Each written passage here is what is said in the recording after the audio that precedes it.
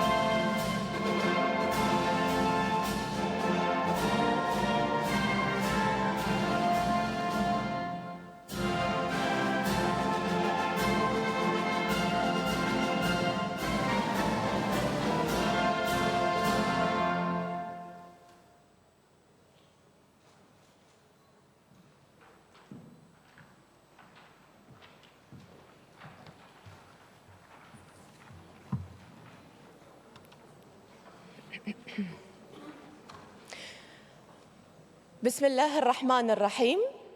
Your Excellency, Mr. Mohamed bin Thamer AlKaabi, Minister of Transportation and Telecommunications. Your Excellency, distinguished guests, ladies and gentlemen, a very good morning. It gives us great pleasure to welcome you all here today to the International Telecommunication Union ITU Digital Skills Forum, hosted by the Telecommunications Regulatory Authority, TRA, here in the beloved Kingdom of Bahrain. Ladies and gentlemen, we are very thankful for the TRA for making this event possible. Special thanks also goes to His Excellency Mr. Mohamed bin Thamer AlKaabi, the Minister of Transportation and Telecommunications, for honoring us with his attendance, and of course for our silver sponsors, the Labour Fund, Temkeen, and to all of you, our dear participants. Ladies and gentlemen, the three-day forum brings together global leaders, policymakers, industry experts, and training practitioners, all to discuss the critical role of digital skills in driving sustainable development. It features a comprehensive agenda focused on developing skills for digital sustainable development, and it features topics including bridging the digital divide, the impact of emerging technologies on skills, the green and digital transition, skills for secure digital use, and industry perspectives on skills gaps. Now, before we start, please note that we have live interpretation available, so please feel free to use the available headsets on the table. Ladies and gentlemen, without any further ado, please allow us to start with three of our VIP speeches. Please allow me to invite them all on stage. Let us please welcome on stage to take a seat His Excellency Mr. Mohamed bin Thamer AlKaabi, the Minister of Transportation and Telecommunications, also Dr. Cosmas Luckyson Zavazava, Director of Telecommunications Development Bureau, ITU, and of course, last but not least, Mr. Philip Marnick, General Director of Telecommunications Regulatory Authority of Bahrain and Chair of the Digital Skills Forum 2024. Ladies and gentlemen, we start with the speech of His Excellency.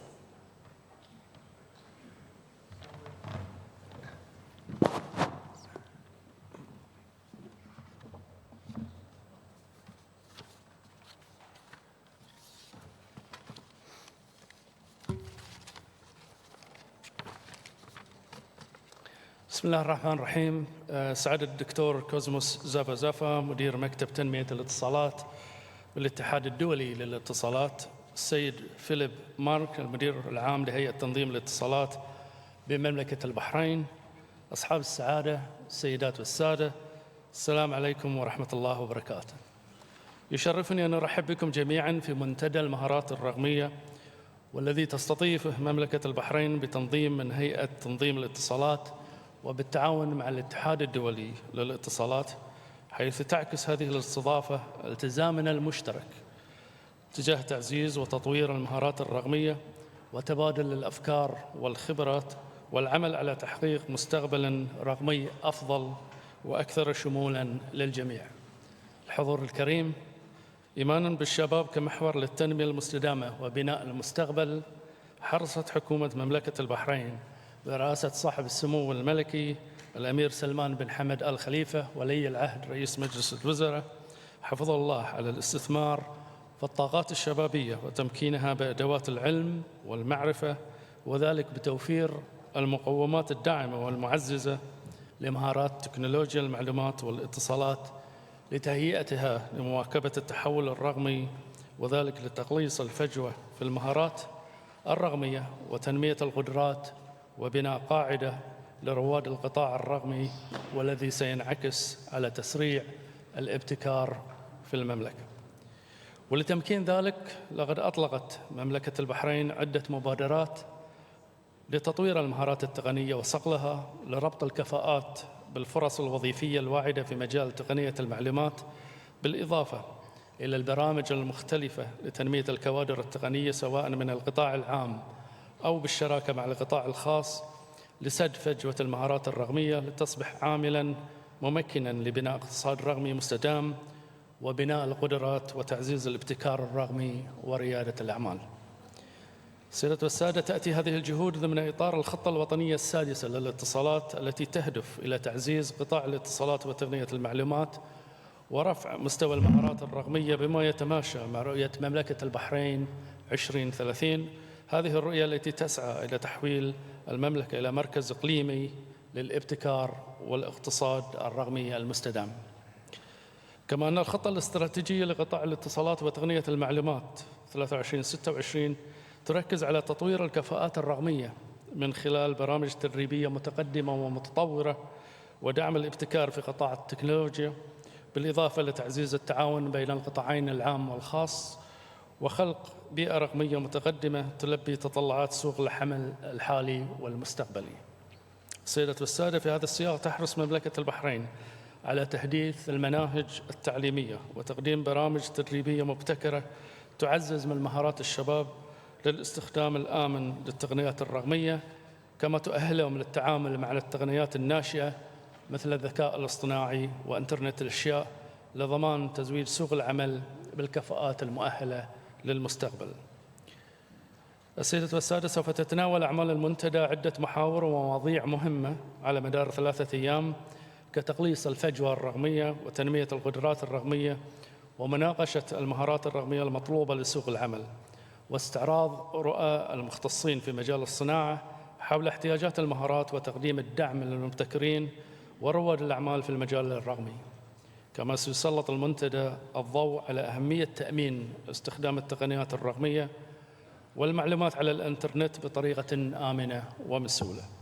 كما نتطلع في هذا المنتدى إلى تحقيق نتائج إيجابية ومستدامة تعزز التنمية في قطاع الاتصالات، وأن يشكل هذا المنتدى فرصة لتضافر الجهود وتعزيز الشراكات من أجل تنفيذ المشاريع الهادفة لبناء وتطوير المهارات الرقمية ولتسريع التنمية الرقمية المستدامة.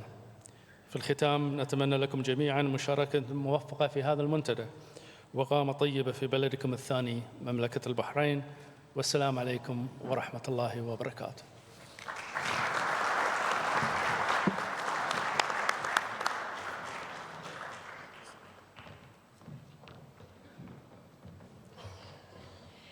نشكر سعادتكم على هذه الكلمة وعلى دعمكم المستمر بما يخدم هذا القطاع. Thank you very much, Your Excellency.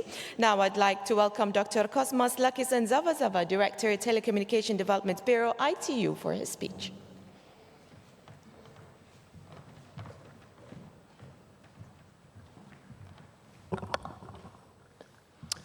Good morning.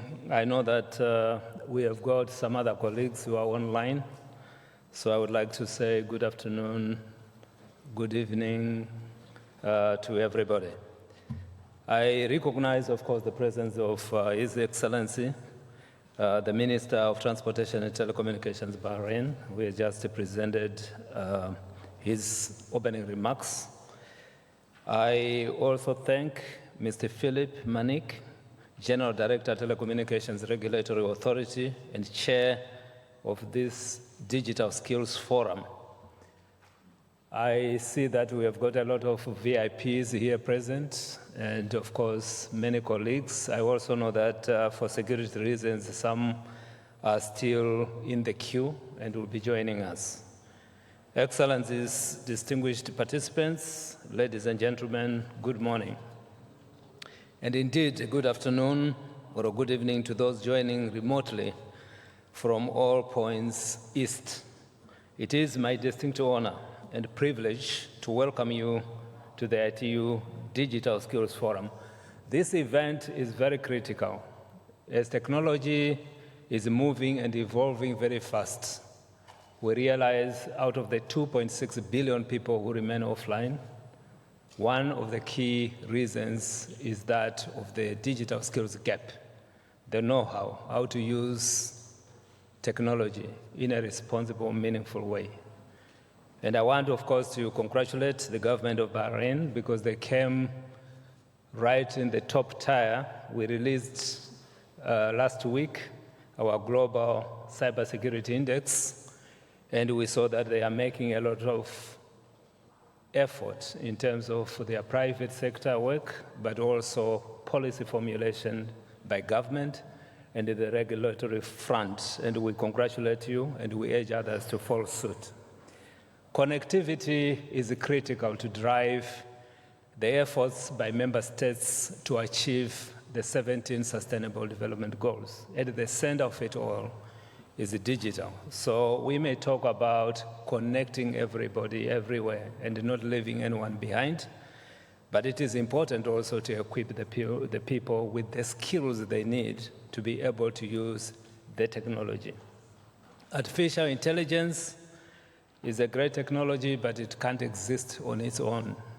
We need artificial intelligence to work side by side as a tool with humanity if we are going to get the best out of it. I'm deeply grateful to the government of Bahrain for hosting this important forum and for their warm hospitality, which I have known for many years. I've been here a few times and I've been very well treated. This country's commitment to digital skills is a shining example for us all. In an era defined by digital transformation, the importance of digital skills cannot be overstated. Every aspect of our lives requires us to make use of increasingly advanced digital tools, from education and healthcare to governance and economic development. So digital literacy is no longer a luxury. We are gathered as representatives of a range of very different nations, but we are united by a shared vision to empower our 21st century citizens with the digital skills they need to thrive. Our goal is ambitious, but achievable. It is to ensure that no one is left behind in the digital revolution. That revolution comprises the rise of artificial intelligence, the power of big data, and the challenge of new technologies like cryptocurrency, which are bewildering for those not equipped with the right knowledge and skills. But we can achieve that, particularly that goal, by fostering international collaboration, sharing best practices, and investing in digital education. Connecting the unconnected has never been more crucial, and not only for their own sake.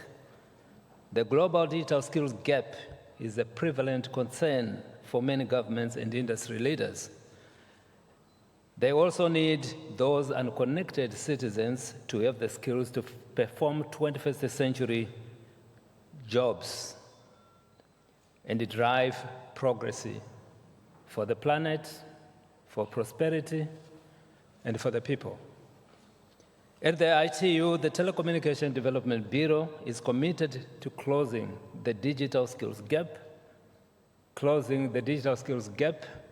and closing the digital innovation gap. Our role is to ensure that digital transformation and skills development go hand in hand. Together with our partner Cisco, we have launched the Digital Transformation Centers initiative, which equips the citizens with basic and intermediate digital skills, especially those in rural, marginalized, and underserved areas. This initiative has tremendous potential to unlock socioeconomic opportunities for millions of people around the world, to help improve their livelihoods, and to bring them into today's digital economy. Since the DTC initiative was launched, it has benefited over 37,000 participants. Meanwhile, we also have another initiative, the ITU Academy. The ITU Academy offers training to professionals in the ICT field and other economic sectors. More than 700 courses can be accessed each year through the platform. Recently, we added courses on artificial intelligence and its governance, because it remains an elusive challenge. And we have a user base of about 50,000 people. Yesterday, I met some of the many partners that we have, and those related to one of our initiatives, which we call the ITU Academy Training Centers. And they represent all the regions in ITU. I'm delighted with the progress they are making. Since last year, the ATCs have delivered more than 90 courses, benefiting over 5,300 people. Touching one human life is good enough, but touching 5,300 is important for us because there is a multiplier effect. One person touches 10 people, 10 people touch 100 people, and in that fashion, we will be able to cover everybody who needs digital skills. But it is incumbent on us all, academic institutions, governments, and the private sector, to create a comprehensive ecosystem for digital skills development. And we are privileged in the sense that ITU is the only United Nations agency that is composed of industry and private sector, academia, and member states. And in that triple play, we are able to reach everyone. And we have over 1,000 private sector members who participate in our work.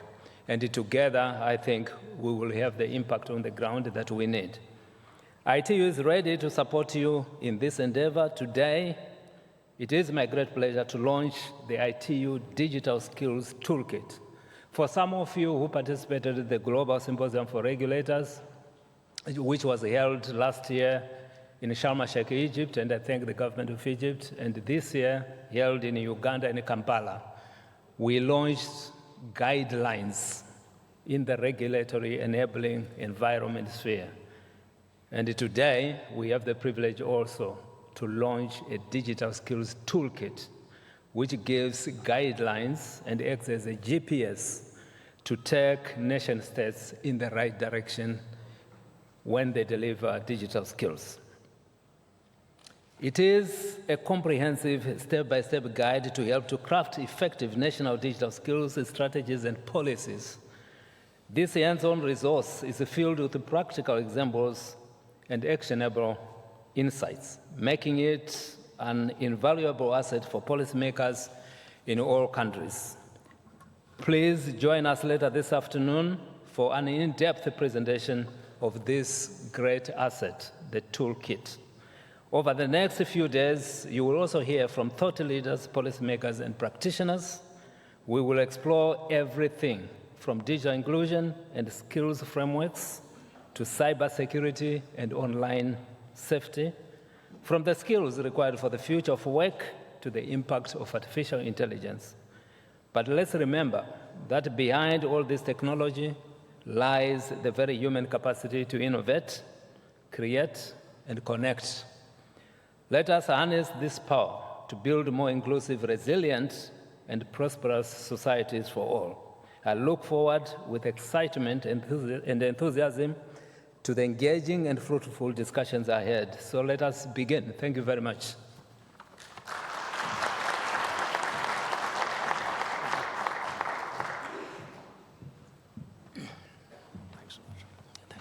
Thank you very much, Dr. Cosmas Zavazava, for your words and for the ITU for all its efforts put in place to reach our goals. Now, ladies and gentlemen, please join me in welcoming Mr. Philip Marnick, General Director, TRA Bahrain, for his speech.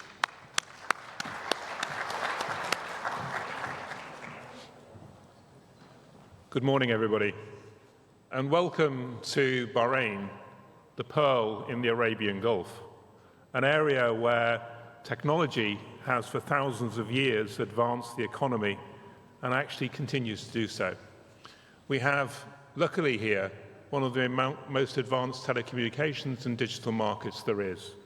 We do well in our indicators in the ITU and merrily stay at towards the top of most of them, which is useful. But for us, the world never changes. The world has moved fast over the last 100 years, and it's projected over the next 10 years it will increase greater than it has over the last 100. We are in a period of phenomenal digital change. We're in a period where connectivity is no longer just something that's nice to have, but is something essential for everybody to participate in the digital economy. And it's not just connectivity where we need to connect everybody, it's connectivity which is meaningful. Connectivity that enables everybody to have the tools in front of them to enable them to really do things, to make things work, whether this is by mobile or by fixed. We're joined today by experts and by industry who actually put this together to deliver. But the challenge we face is not just delivering the technology, but making sure that everybody has the skills to participate in this digital economy. The skills that enable them, in the same ways we do talking today and using the other things, to actually participate in a world where technology changes fast, where what you need to do changes, the way you interact with things changes. This requires skills, this requires media literacy, it requires digital literacy. We're in a world as well where the youth has grabbed hold of the technology and done it. We've often lived in a world of education where we look to the teachers of the elder to tell us what to do and how to do it. We're actually in a world where that might have changed around a bit. We need to look at how the younger people are doing things and enable ourselves to learn from them to enable us to know how to fully exploit what we're doing. Technology opens, and the digital world opens many doors for people, but it also creates a world which can be increasingly lonely. We see children where they're sitting in their bedrooms and using the technology. So therefore, not only do we need to give people the digital skills, we need to make sure people continue to be protected when they're online. Give them the tools to enable them to make sure that the new technology is not taking down paths we don't want them to, but enables and facilitates and does the things of the future. So for us here in the TRA, we are very glad to host this event. We're very glad to work with the ITU, with the support of the Minister, thank you very much indeed, for all the work on which we can do, to enable us to share amongst all of us the knowledge. It is a world where actually bits of knowledge here and bits of knowledge there need to be shared to enable us all to fully benefit from what this new technology offers, to enable all of us in society to enable to use it, to enable everybody to participate, such that things that people thought were science fiction when they become reality, people can use, people can do, people can make happen. So thank you for coming. We hope you join together in the debate, listen to what other people say, challenge, look, and see how we can take this home with us to make sure that we can change our own societies, to make sure everybody is literate, to make sure everyone can participate. Thank you very much indeed. Welcome.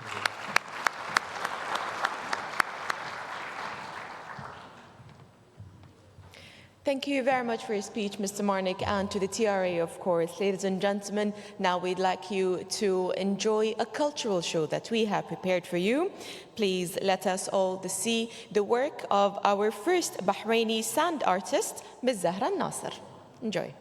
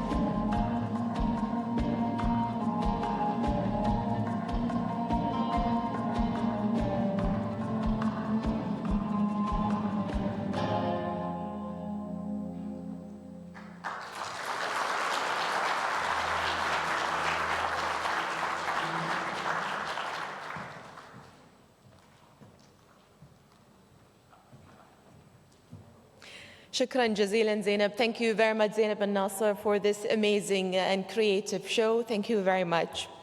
Ladies and gentlemen, we hope that you enjoyed the show as much as I did. Now, this brings us to the end of our opening ceremony. However, we will start our program at 10:45 with a high-level dialogue on key issues related to digital transformation and the digital skills gap in the plenary room, in this same room. Ladies and gentlemen, before we leave you to the coffee break, I'd like to introduce 3 photo group sessions. I'm sorry to bother you with this, but first we would like to invite back Your Excellency, Dr. Cosmas and Mr. Philip Marnick on stage for the first group photo. Please, on stage. Thank you. So the second group photo will be for our VIPs to join them once they are done. Now, in the meantime, ladies and gentlemen, we will continue. May I kindly ask all participants, all of you dear participants, except for our distinguished VIP guest, to proceed to the Convention Center Garden behind you. Now, the Convention Center Garden is located just behind you, so for a smooth process, I'd like to invite all our participants, except the first 2 rows, to exit through the door behind you, followed by the remaining rows in order. So, ladies and gentlemen, for all the participants, if you can proceed to the garden area outside. And now our VIP guests wearing red and gold lanyards, please proceed to join our VIP speakers for a photo on stage. Okay, after 1 second.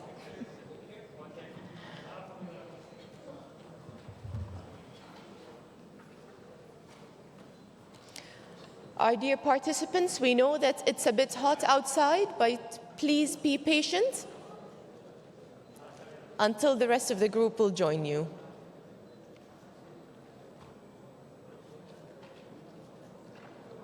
Photo 1 done.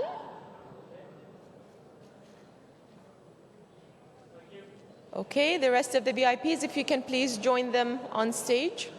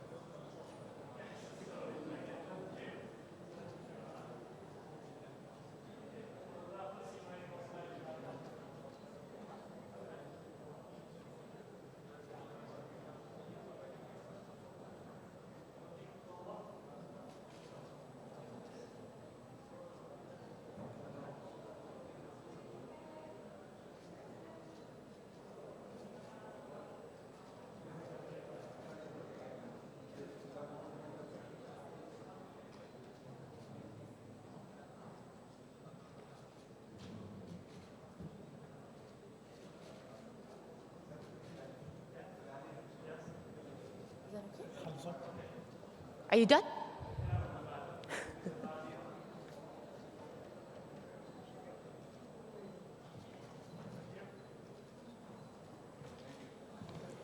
Thank you very much. Now, our dear guests, if you can follow the group outside so that we can join in the real group photo. Thank you very much. Thank you, Your Excellency. Thank you, everyone, for attending, and we'll see you later on in the sessions. Thank you.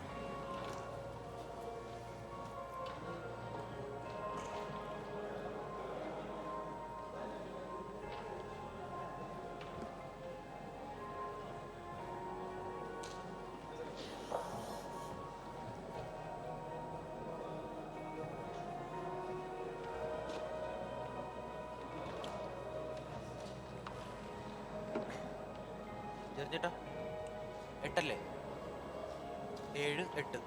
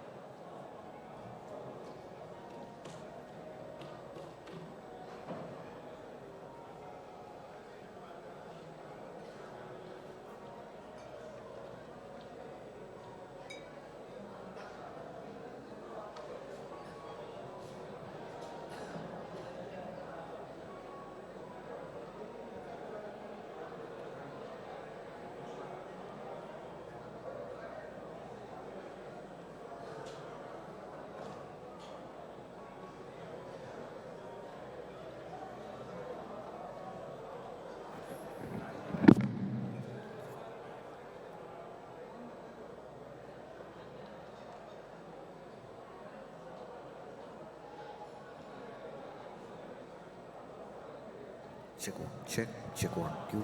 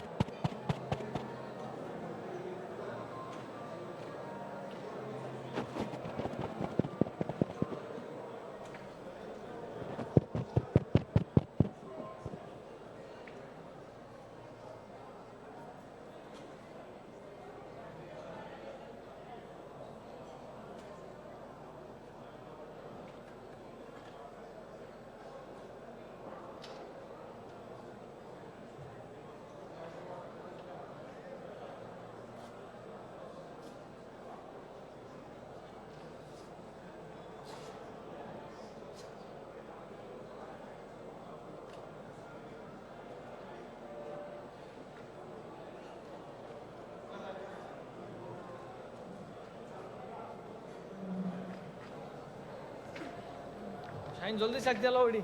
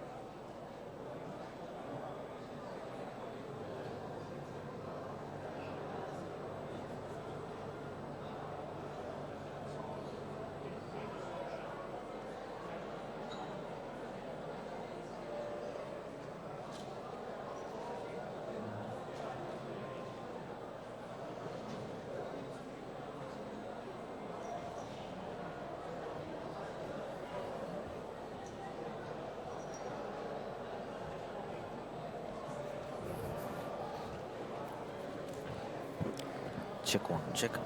Hey, hey, hey.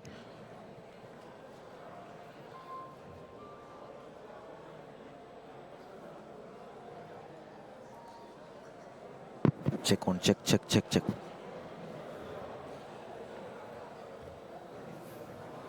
Check one, check. Check one, check, check. Hey, hey, hey. Check 1, 2.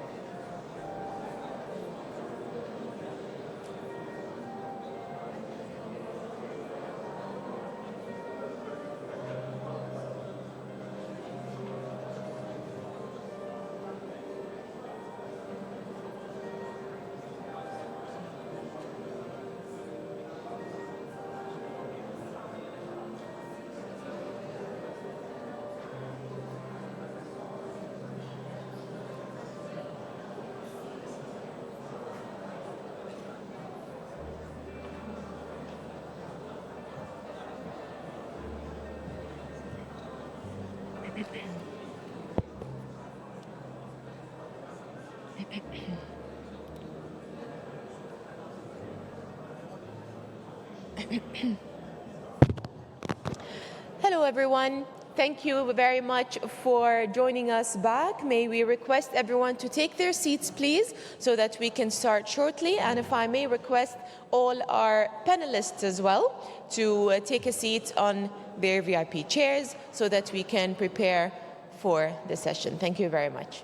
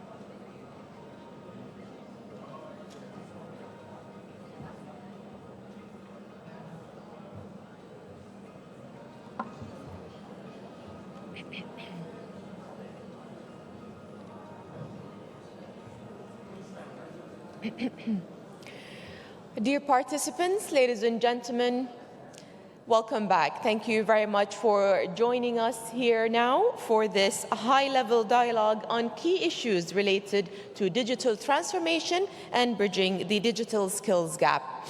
Now, ladies and gentlemen, we would like to give special thanks to our high-level speakers and panelists for this session.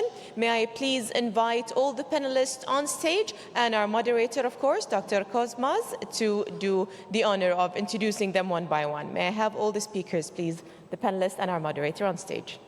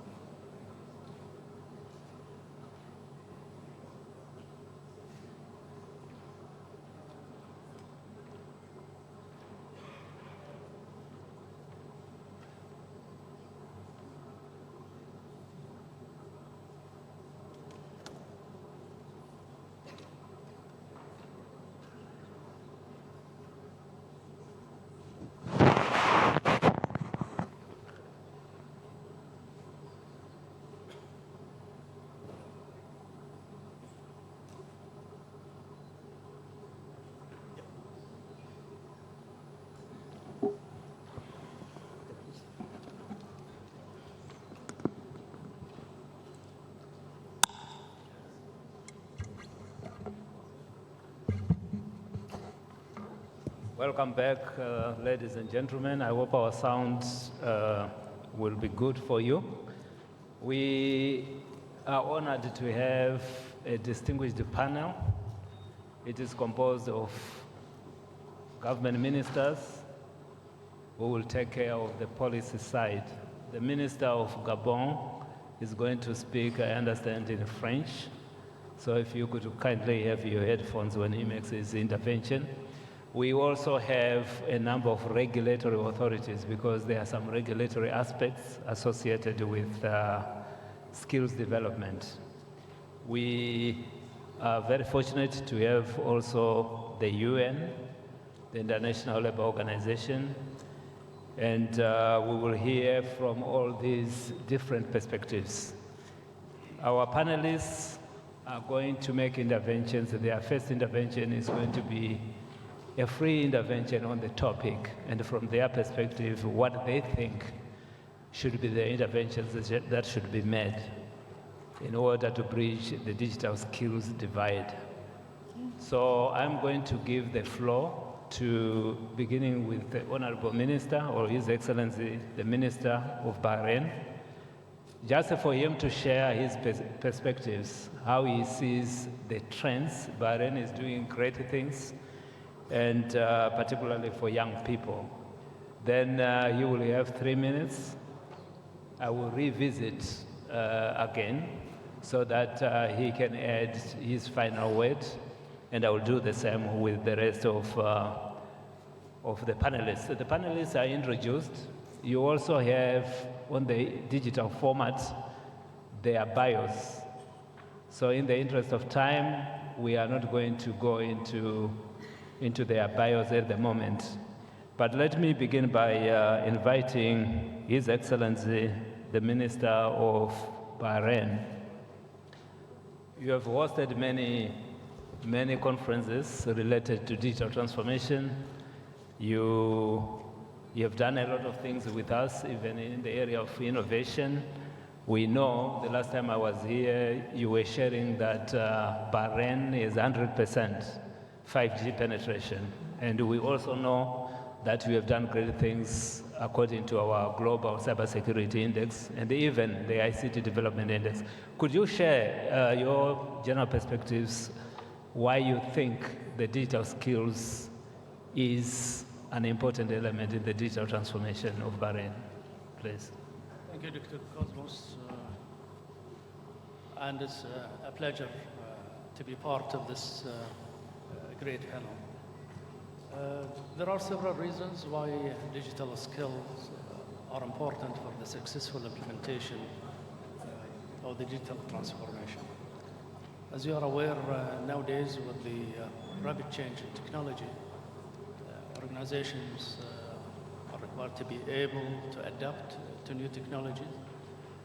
And at the same time, employees need to be proficient in using the technology that is part of the digital transformation solutions. And you will see quite often organizations who invest in digital skills are able to respond better to market demand. They'll be able to see business opportunities, and they'll be able to be motivated, creative in offering products and services that meet customer satisfactions and also meets the market demand.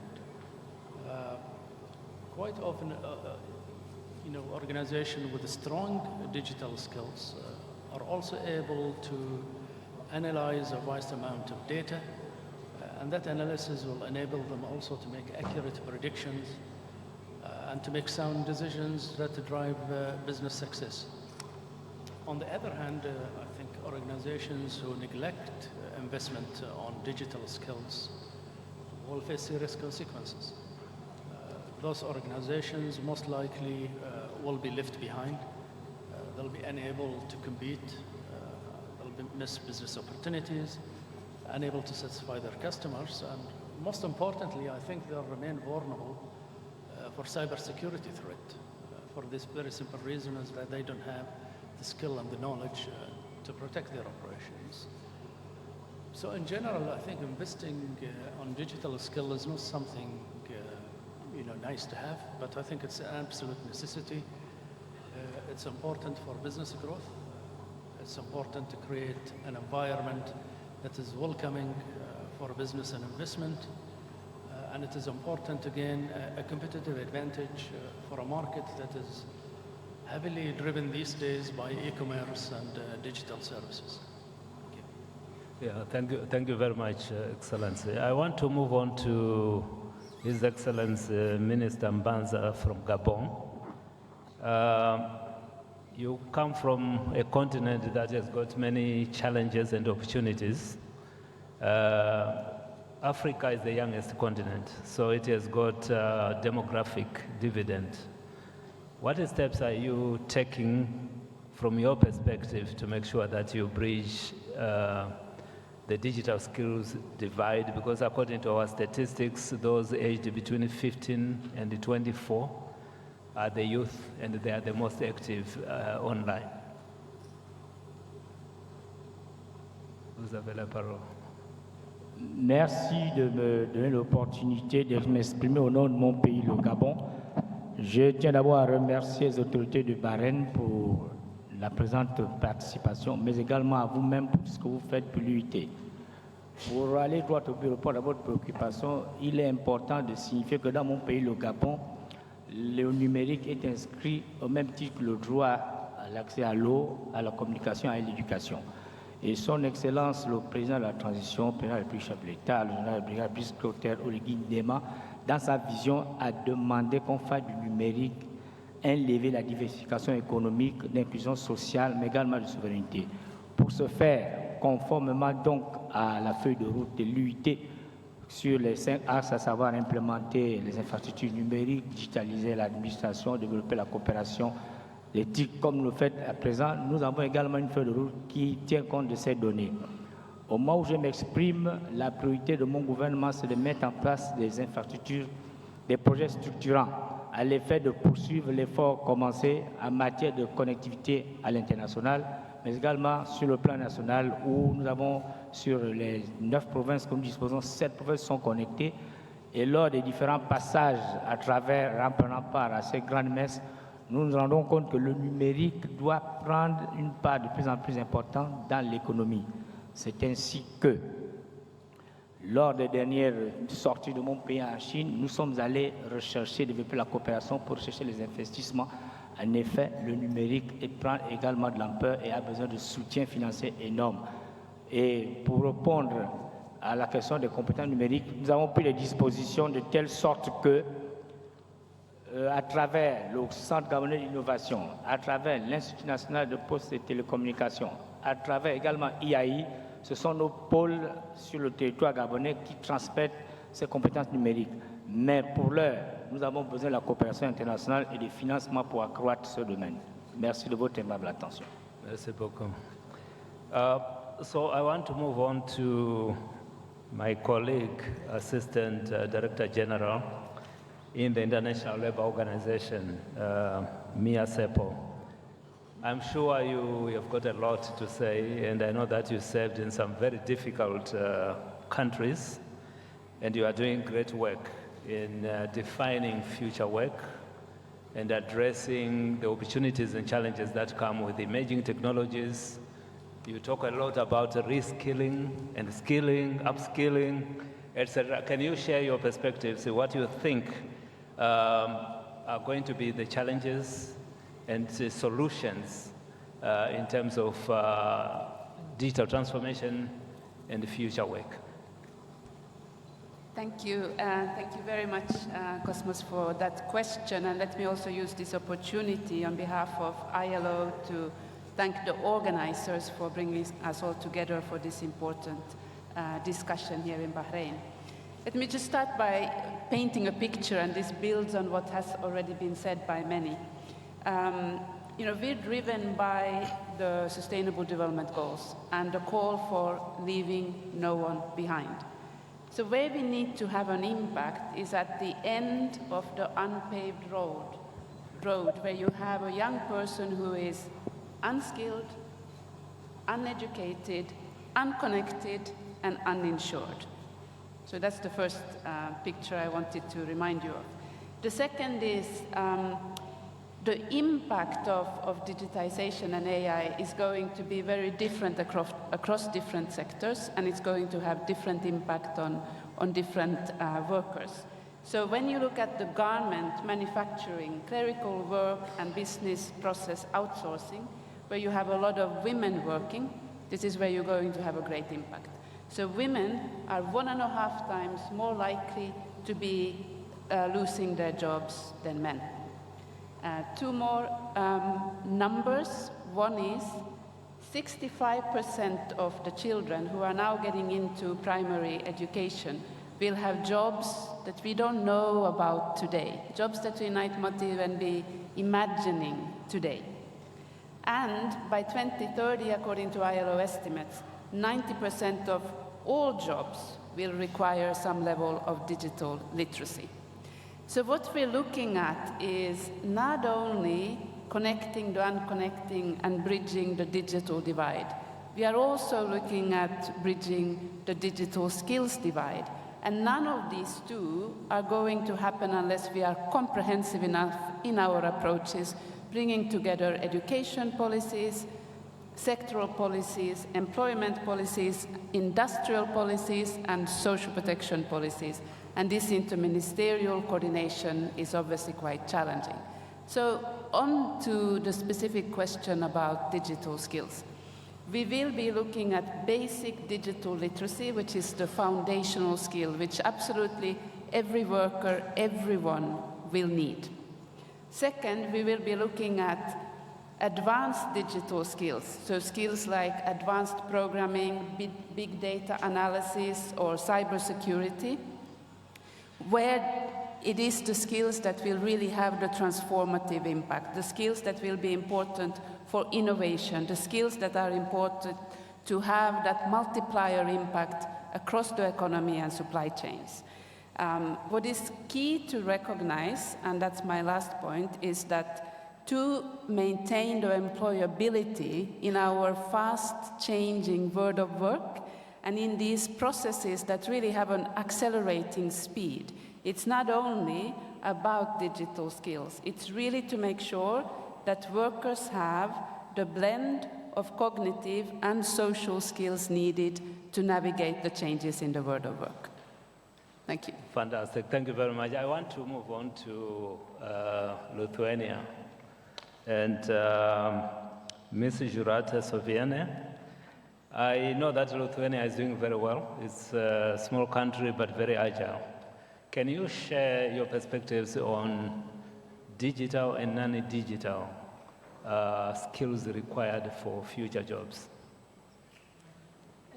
Thank you very much for inviting me here. Thank you for organizing such an important event. And actually, I fully agree with the previous speaker that when it comes to digital skills, it's pretty straightforward that digital literacy is fundamental, much like being able to read, write, or do basic math.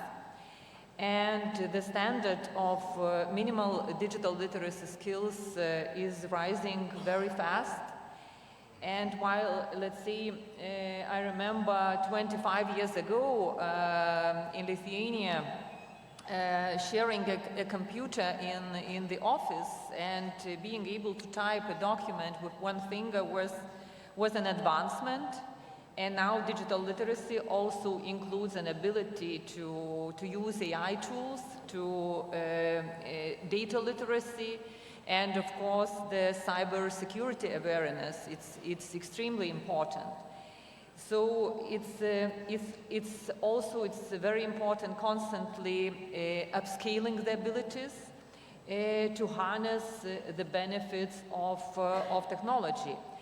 And having said that, it's great that as we focus on digital skills, we also are recognizing the importance of other skills as well.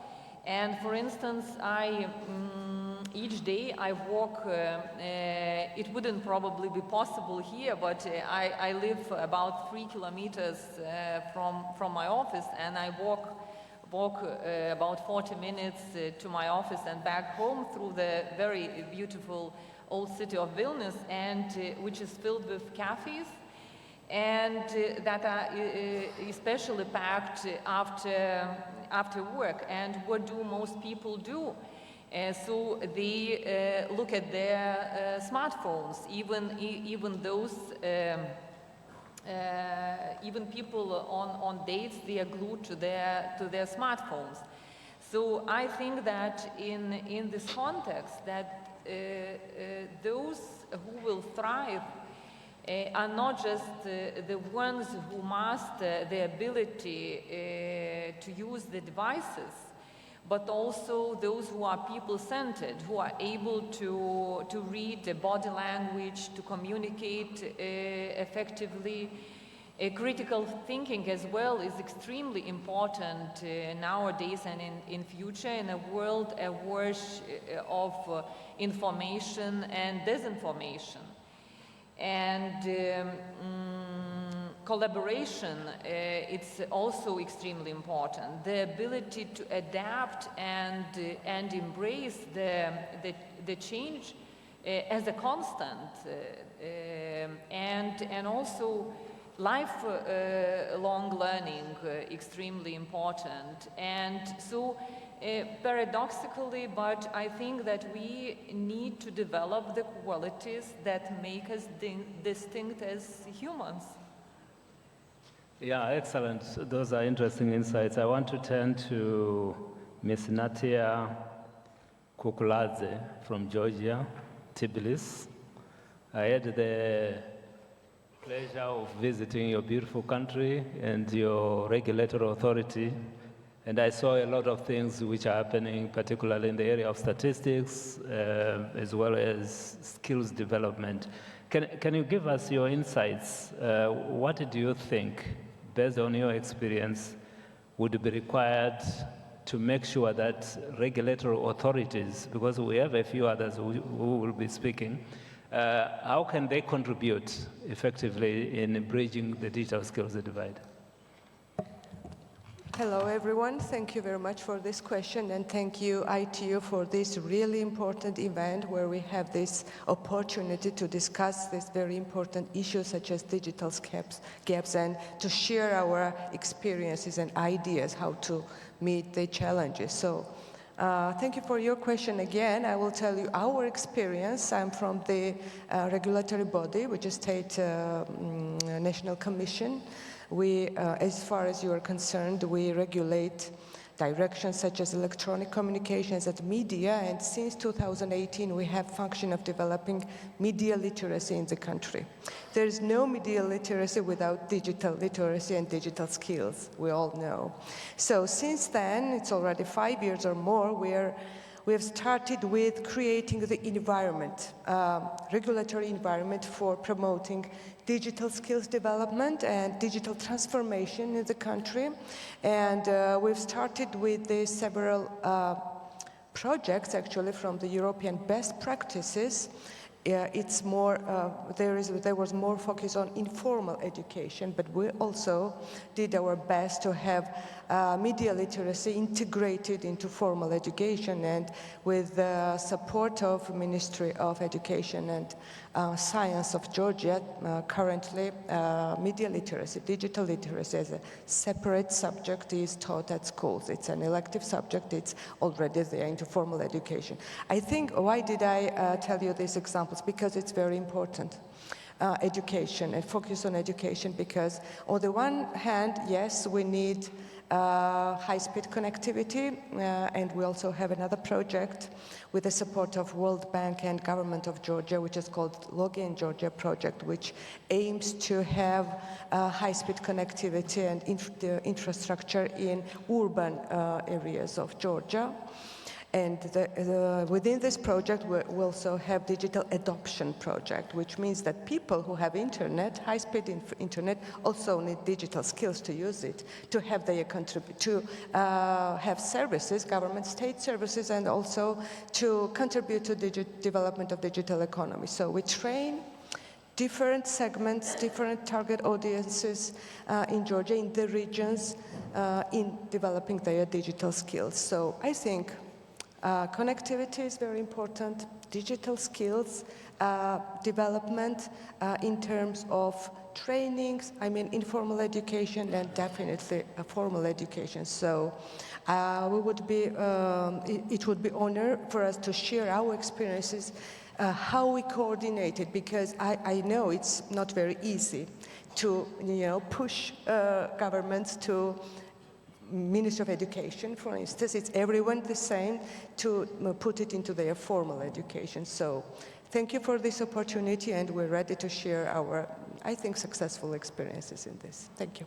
Yeah, thank you very much. You are sitting next to a private sector, the vice president of Cisco. Some private sector normally feel very uncomfortable to be discussing issues when regulators are there.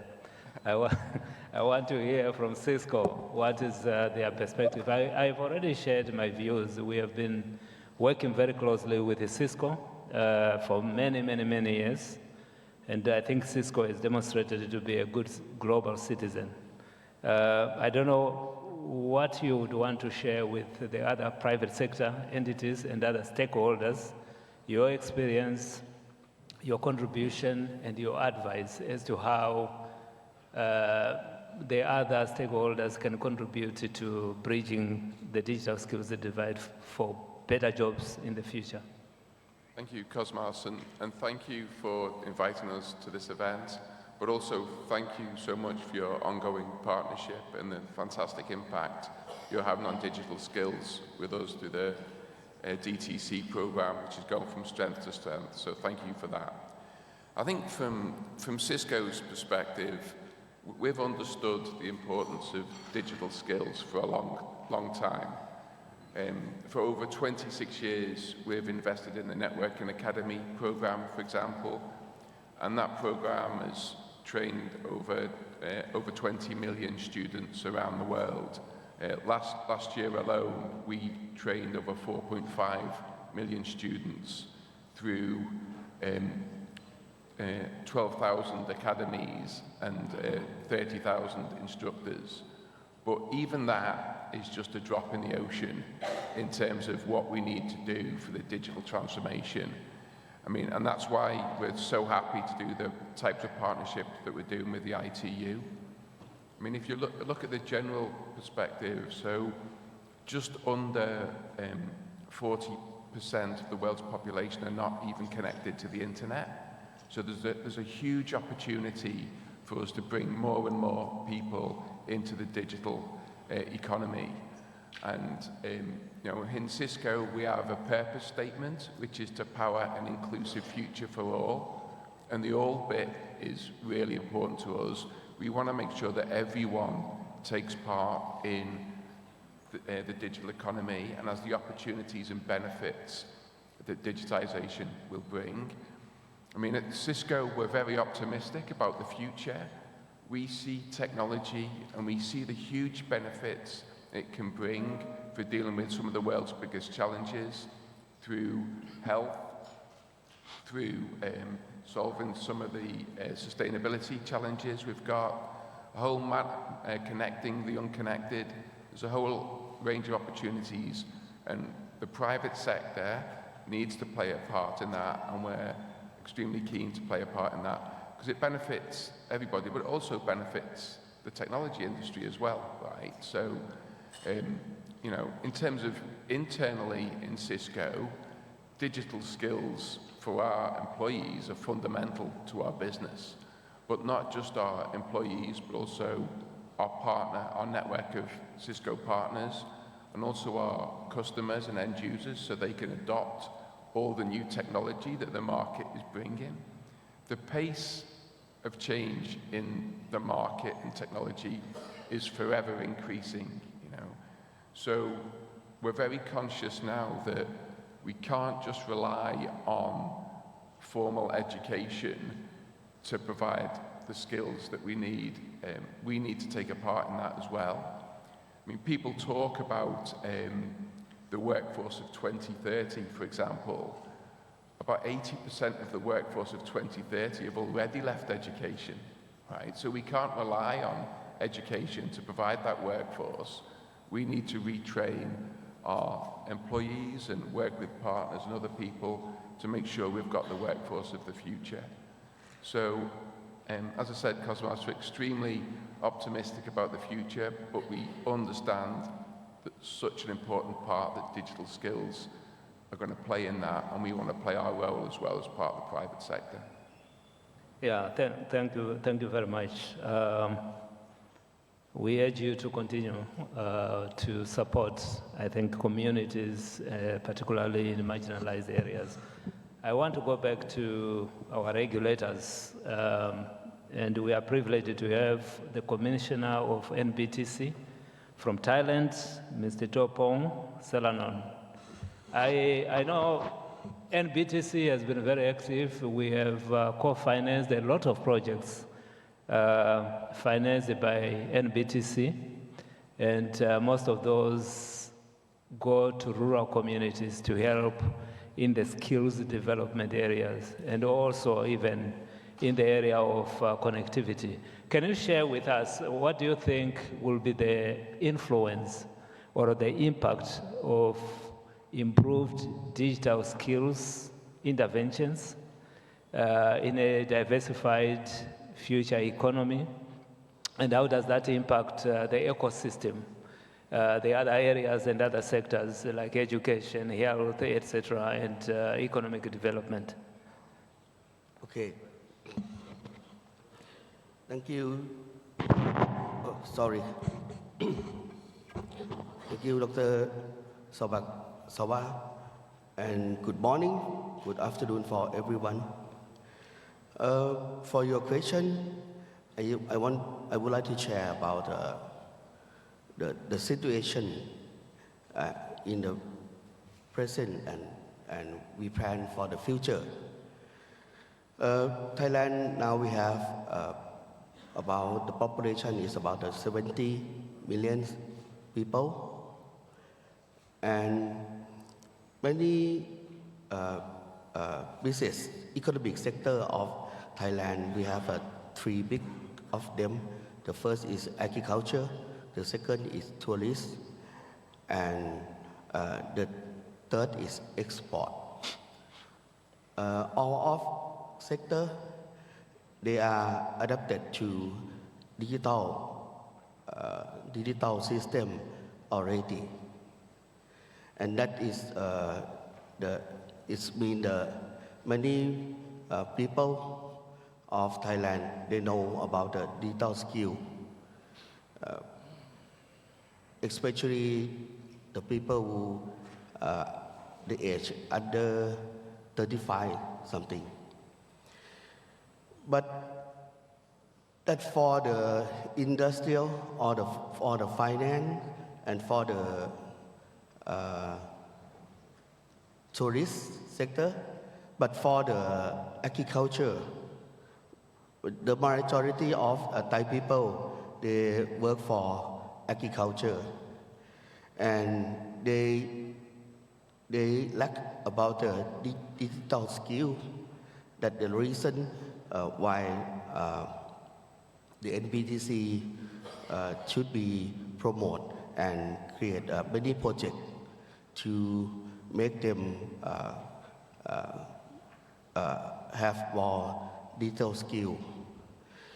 Because I think everyone know the digital skill, the digital society makes someone more easier. But in the opposite side, the digital tool, the digital society make someone more difficult, because we are all different. Especially the people as me. Maybe I'm only one in this room. I'm a blind man. I'm a people with visually impaired. And for the elderly people, in Thailand now we have more than 20% for the elderly people. That means now Thailand, we are coming to aging society, fully aging society. And then how we provide the digital literacy or digital skill to them. That's been, I think, the skill not just for use digital tool or use digital equipment, digital device. But the digital skill should make more opportunity to have a work, have a job for them. Because the digital is the digital tool is make them to create a new job and help them to have still maintain productivity for the society. That not just for money, but that is the meaning of life. I hope our project to upskill or make them can use digital tool, any of digital tool to make a more job for them. And that's also the big problem and big challenge is digital security. Now we have many crime from the digital solution many times. Yes, just as the call center gangs, they scamming for the many Thai people. Yes, and then if the main economic sector, they can adapt it by themselves. But for the government, for the NBTC, and also private sector, we should help the people in the rural area or the people with different conditions such as vulnerable group, people with disability, and elderly people to enhance digital skill for them. And our goal is make an inclusive society. Thank you. Thank you very much. I want to move on to another regulator, the Zambia regulator, ZICTA, Mr. Chole Nalubamba. I know, thanks to your personal commitment to making sure that rural communities are connected, you have effectively used the Universal Service Fund and also to develop skills. Can you share your experience and insights, and also what would you want to say to other regulators? Thank you very much, Dr. Zavazava, the IT, for having us here. For this conversation, allow me to share 3 different stories. Because Zambia, for example, has a very unique digital skills gap challenge. So there are 3 categories that we look at. The issue is not just the unconnected, but we have a gap even among us, the connected, those living in metropolitan areas. So I'll give you 3 stories, quick stories. One, there's a high-ranking public official who called me one evening with what he classified as an emergency, and obviously, me being a subservient employee of government, I quickly rushed to meet this high-ranking official. And his issue was that he wanted to move a video from a MacBook onto a Windows machine for a journalist. And that was the big issue, okay? The whole Director General of the regulator was called for that emergency. That's the first story. Those ones, I'll classify them generally as BBCs, those ones born before computers. Then there's a second story. 2 days ago, my wife, who's a lawyer, lawyers and technology don't really get along, was being shown how to create a LinkedIn account by my son. Yes? A few days ago. So those ones are generally where most of us fall in. I'll call us digital migrants. We are moving into the digital age. Then my nephew, who's just finished year 1, studying in Leeds in the UK, the last project they did, assignment for the year, was to create a PowerPoint presentation in year 1, okay? And these ones, I'll call them digital natives. These ones are born with these issues. The challenge that we found in Zambia, obviously, is that in order to address the gap, you have BBCs determining the policy and also the implementation plan for the ones who are born into this digital literacy, the digital natives in this issue. So our challenge, obviously, is to see how we can plug the gaps for the ones who participate in the 2030 workforce, but not leaving the ones who are existing at the moment. And it is not an easy thing because the requirements are obviously totally different. For the digital migrants, they can survive with a limited digital literacy because they have seen the best of both worlds, whereas the digital migrants cannot survive without these digital technologies. So when you come to dealing with literacy, that's one of the issues that we underscore. So we see this as an opportunity, obviously, to see how we can carry the BBCs and the digital migrants into the future, where the digital natives expect that these things will be there and will be very normal. I like what Cisco said, that we also have to accept that it's no longer the formal traditional way of teaching that will take us into tomorrow's workforce. Thank you very much, Director. Thank you very much. The digital natives, I think, as I said in my opening remarks, they tend to be the most active online. And when we discuss digital skills, connectivity, we tend sometimes to forget the older generation. And when I talk to the youth, I always tell them that you may be equipped with digital skills, but certainly you need the experience of the older generation. So we should have a hybrid. And the interaction must be at that level, the applications of technology to make an impact on people's lives. Now, we are going to go into something a little bit different. I'm going to give our panelists, whom I thank tremendously, a second bite, and that will be their last word on this subject. But before that, I would like to invite a few questions. They will not get a direct answer, but they will be incorporated in the closing remarks of our panelists.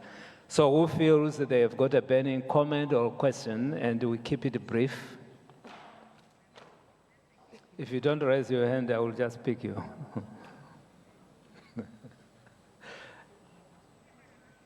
This side, in the middle, right-hand side, anything that you want to know from our panelists as to how we can address the digital skills gap?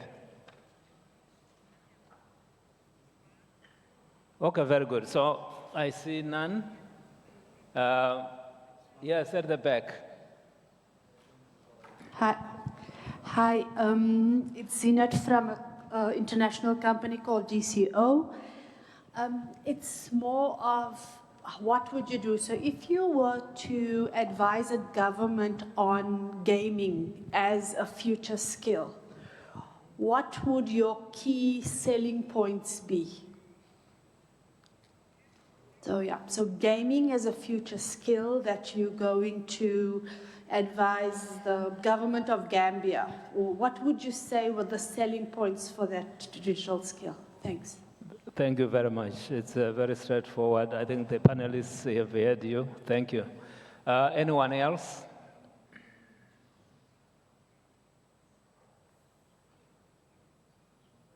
Yes, please, at the back, I see two hands, a gentleman and a lady. Ladies first. Thank you very much for the presentations. My name is Catherine Mkude from Tanzania. I have a request. It's not a question per se. There is a session later on digital skills frameworks for policy making. In this session, I have learned that bridging digital skills gap is an ecosystem, and especially for developing countries, it's an ecosystem that encounters different challenges that must all be addressed.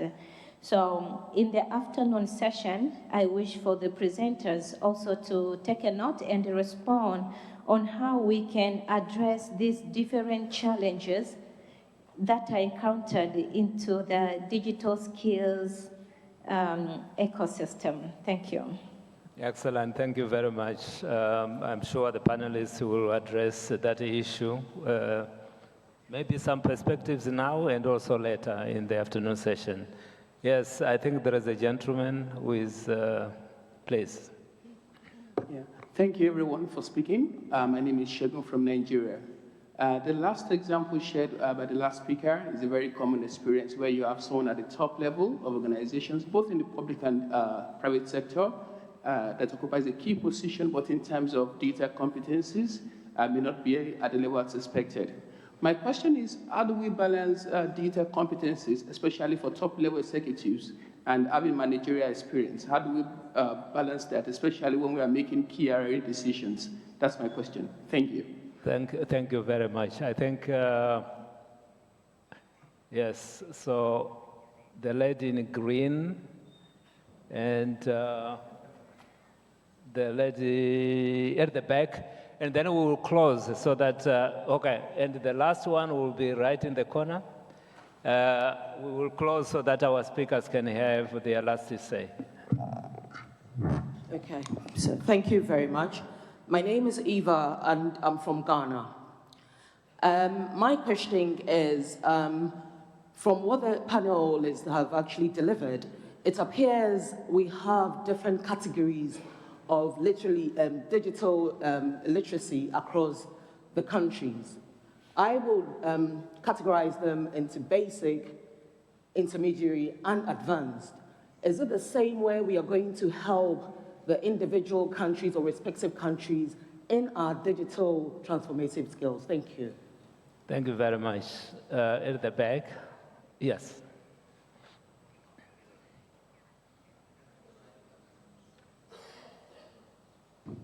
My name is Louise Clark-Chie. I'm from the Liberia Telecommunications Authority. And my question is, what few steps can we take towards closing the digital gap in rural societies? Thank you. Thank you very much, Liberia. There was the last hand at the back. Yes, please. Hi, my name is Lella Haloum. I'm from IBM. My question is reflecting on some of the comments that the panelists made about the evolution of the education system and the role that governments play. I'm wondering, because we need this intergenerational representation, how do governments need to facilitate that space? What change do we need to see to promote these ecosystems for digital skills education? Excellent. So you have a buffet here. You had the feedback coming from the floor, and I'm sure you were prepared. If you could just tell us your final word on this subject, you can respond to any of the questions the way you want, how, or choose to focus on strategies or some other approaches, some advice from yourselves. So let me begin with His Excellency the Minister here. Thank you, Dr. Cosmas. I think I'll talk about the strategies that Bahrain developed to foster the collaboration with the private sectors on addressing the digital skill gaps. The main strategy that we have is the ICT, telecommunication, digital economy strategy. It was developed for 22-26. On that strategy, it works towards developing a first-class digital infrastructure and then inviting big tech companies and also promoting Bahrain as a digital hub on the region. It also, the strategy foster the collaboration with the private sectors and developing the digital skill through the investment on people to achieve the strategic objectives. Example 2 is the National Telecommunication Plan, number 6, which was developed for 3 years, 23 to 26. This plan sets out the government strategy and policy for the telecommunication sector in Bahrain. The plan was developed in full consultations with the private and public sectors, and it has a number of initiatives focused on addressing the digital gap and improving the digital skills.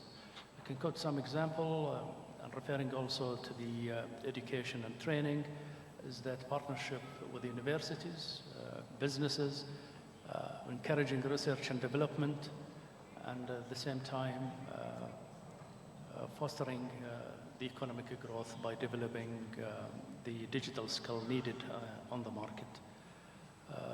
Example number 3, I would say that we have the labor fund, Tamkeen, which is established by the government to provide the private sectors with the support required to train the Bahraini nationals on the field of science and technology, and prepare them and equip them with the digital skill needed to enter the labor market.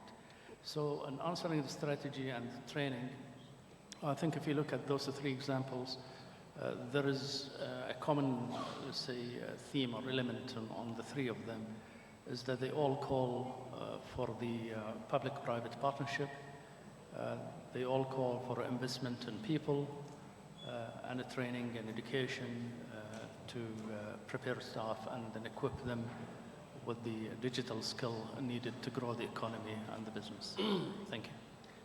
Thank you very much, Minister. Minister Mbanza, your perspective, and we have 2 minutes for each intervention. Oui, merci beaucoup. Pour ce qui est du Gabon, à titre de rappel, la Banque mondiale avait lancé un message qui reposait sur un triptyque: connecter, innover, transformer. Comment cela se traduit-il en ce qui concerne le Gabon?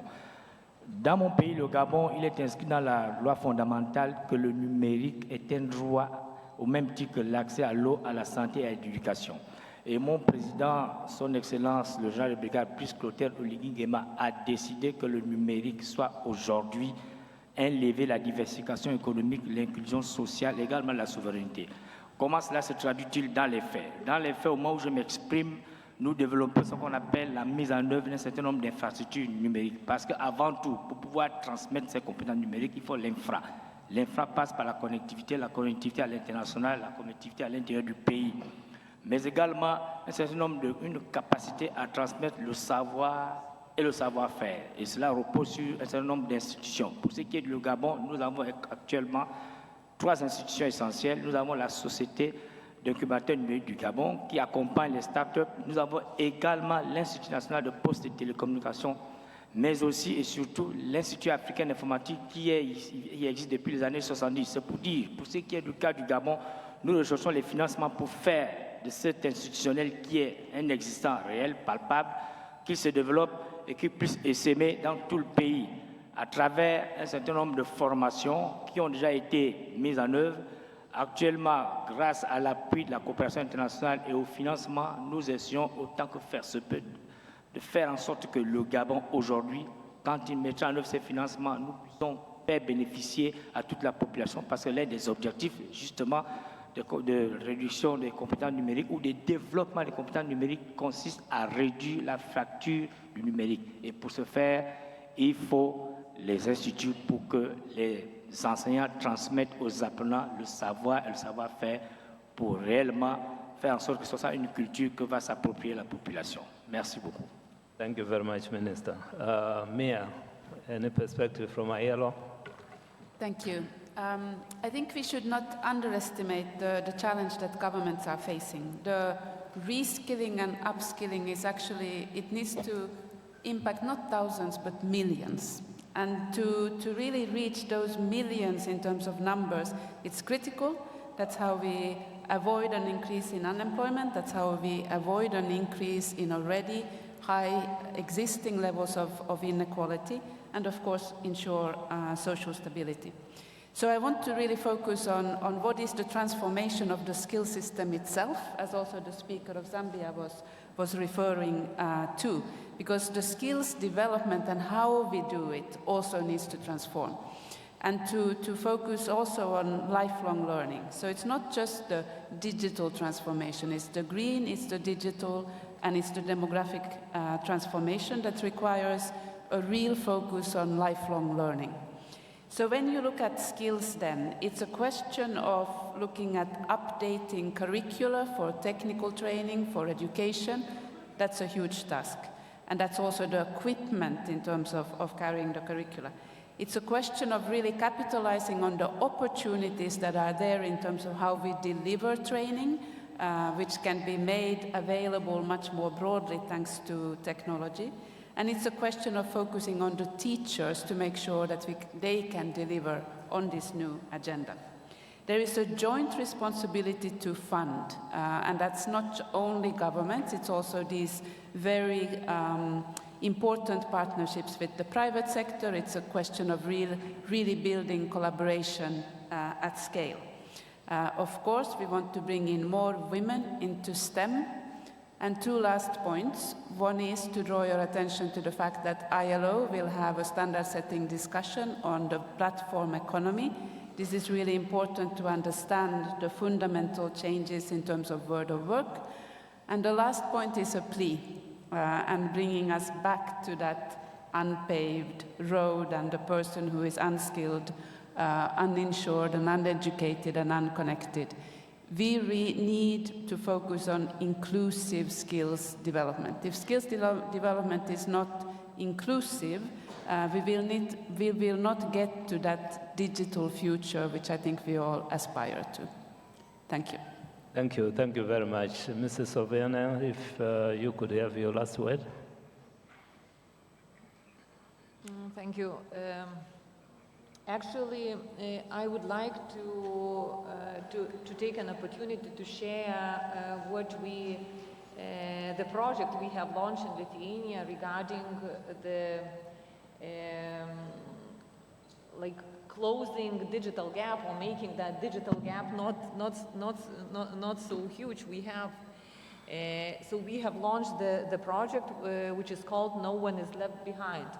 And our strategy from the beginning was to bridge public and private sectors to make a platform for cooperation. And actually I wanted to show you a couple of pictures from that, the moments from the workshops we are having with, So at the beginning, our initial idea was to focus on senior citizens, and despite a strong digital infrastructure, which we enjoy in Lithuania, and increasing online services, some people, and especially elderly, they remain on the sidelines, lacking the necessary skills and fearing digital threats.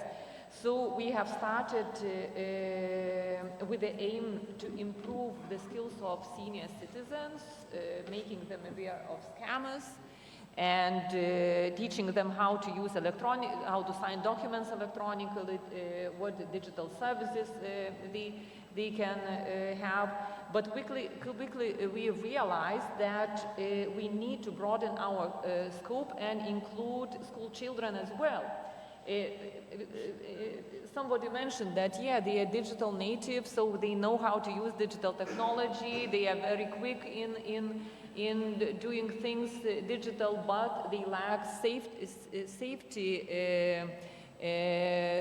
they lack the awareness of threats in the digital world. So we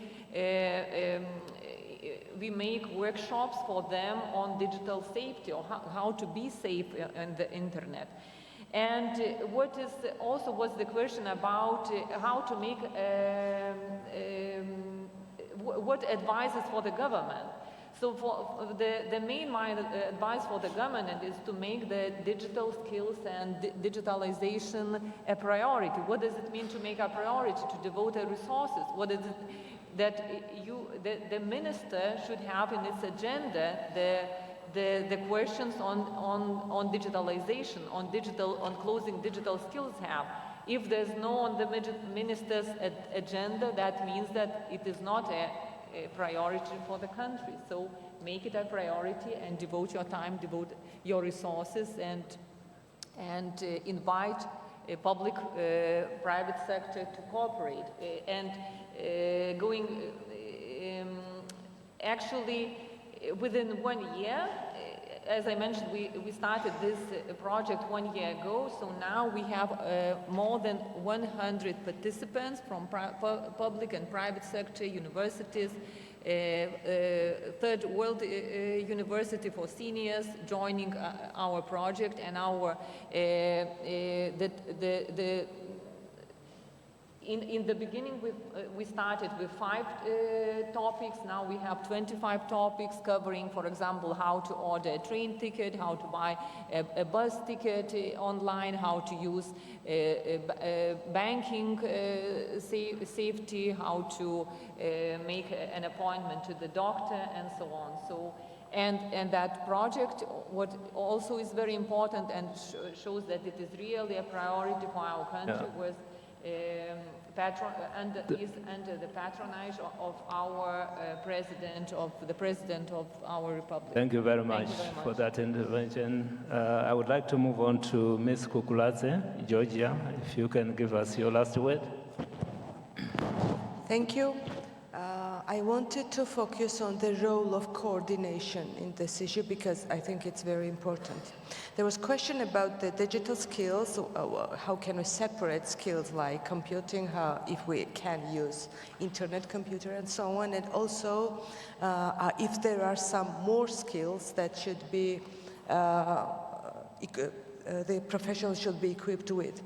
We are living on the 21st century, which is informational era. We know this, which is era of technological progress, and this is the big thing, but it also had some very important threats like misinformation, disinformation, and so on, that are threat to development of people, societies, countries, and threat to democracy development as well. So our society, our citizens should know, should have developed critical thinking skills so that they adapt into this huge amount of information which is disseminated in a very fast way, right? So we teach our pupils and students, as well as I mentioned before, it's integrated into formal education at the school level, and also we do our best to integrate it into formal education at universities. And we also have 5 and we'll have more universities who teach media literacy and digital literacy, so that they know, our society should know not only how to use internet and have just soft digital skills, but also to were equipped with the, the skills that they can adapt and not to be threatened by disinformation and so on. Also, one more very important challenge is teachers. You've mentioned teachers many times, and I think it's very important because high-aged teachers, they don't have digital skills. So when we talk about education and primary education and formal education, yes, it is very important that our future, our adults have these skills, but teachers should be the first persons who know it so that they teach. So I think this is challenging Georgia as well, because yes, we have young teachers, but we also have not very young teachers, and they have difficulties in adapting with this digital transformation. And we do our best to train them because they are very important persons for our future. Thank you. Thank you very much. Chris, what do you have to say? Yeah, so from my perspective, I think if you look at the technology landscape going forwards, you see things like quantum technology, things like AI. We should be extremely excited about the benefits that this will bring to as many people as possible. Of course, there's a challenge, right, that we don't know, because things are moving so fast, we don't really know the detailed skills, technology-wise, that we're going to need in 10 years' time, right, because it's changing so quickly. But I think a fundamental basis of technology training is key. So things like programming, things like networking, things like cybersecurity, IoT, those fundamentals, and then we can build on them in the future. And I think the other point is, I think the old sort of lifespan of a person, say that applied to me, for example, where you spend your first part of your life in education, like the middle part working, and then maybe the final part in retirement, that's not going to be fit for purpose anymore, right? Because things are changing so quickly.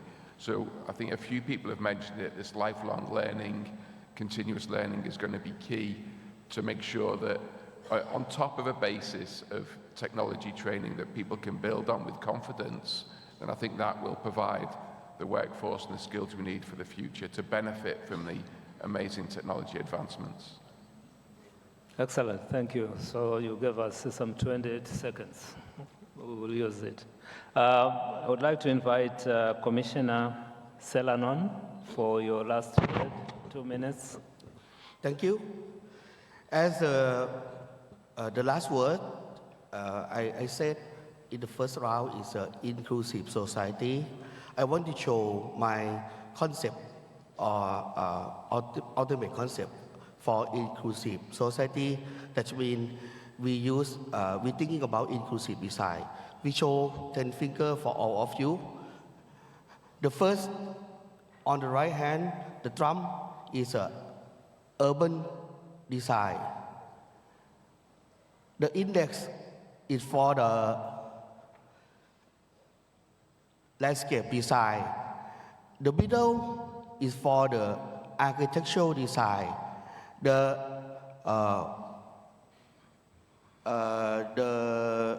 ring finger is for the interior design, and the pinky finger is for the product design. All of the right hand is universal design. And for the left hand, the first trump, we thinking about the people come with different conditions. And the index is about the skill of the people, come from training, education.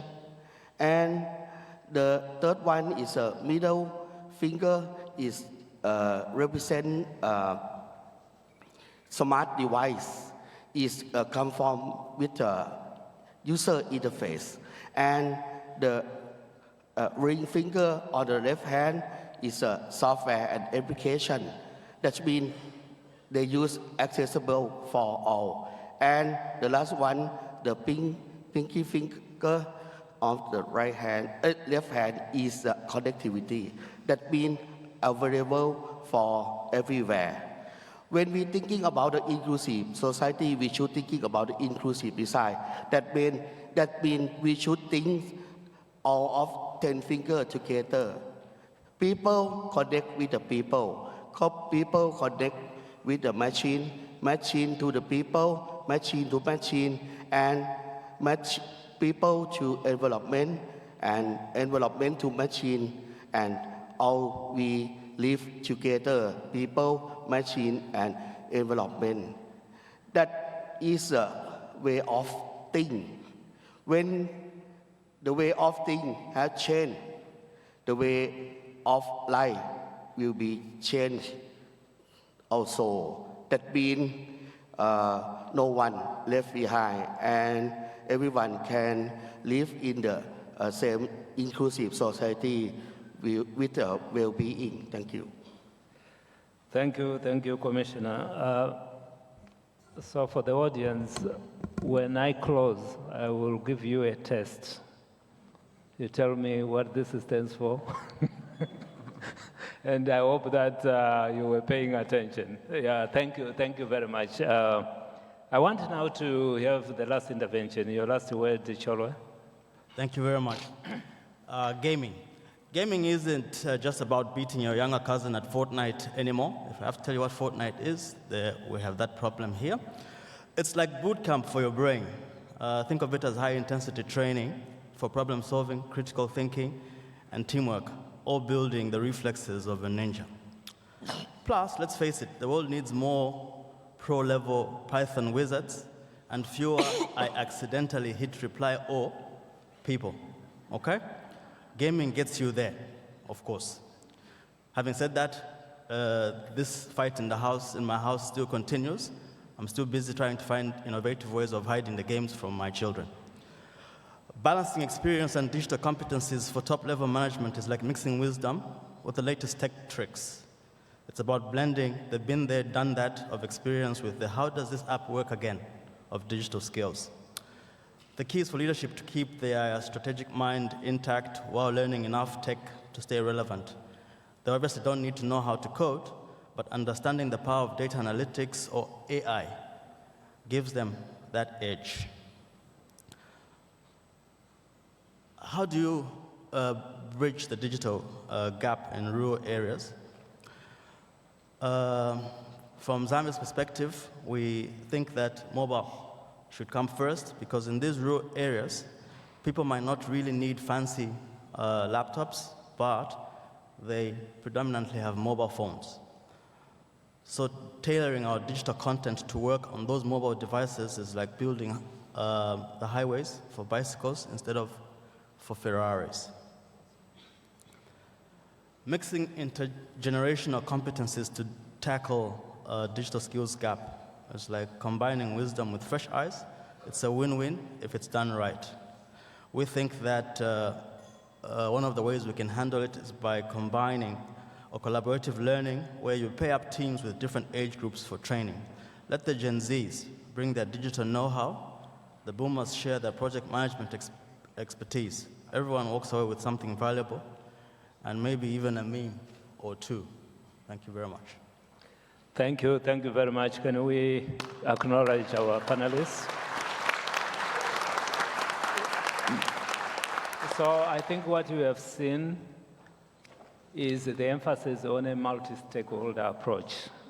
The first two panelists are ministers, and I think you could tell from their interventions that they were focusing on policy and the role of governments. And the second, the middle panelist, Mia, is from the UN system, but not necessarily from the ICT environment, but how you can apply digital technologies to create jobs, particularly in the future.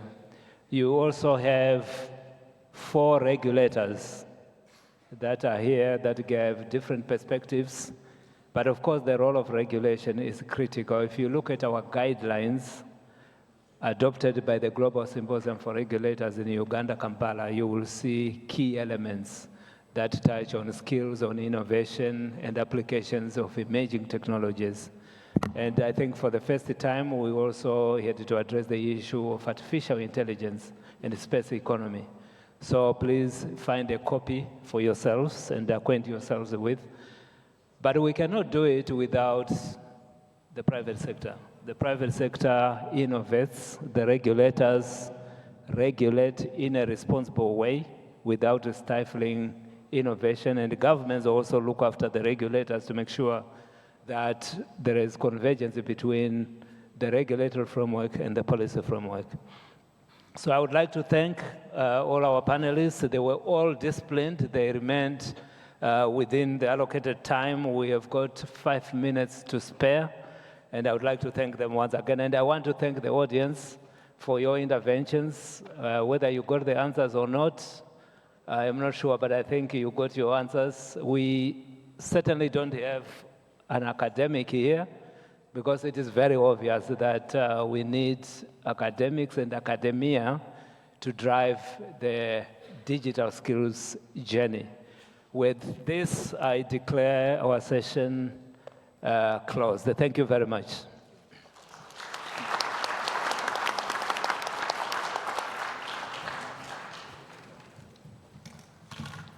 Thank you very much, Dr. Zavazava, and all our dear panelists. If we can have a quick group photo, please. Here. Group photo. Yep.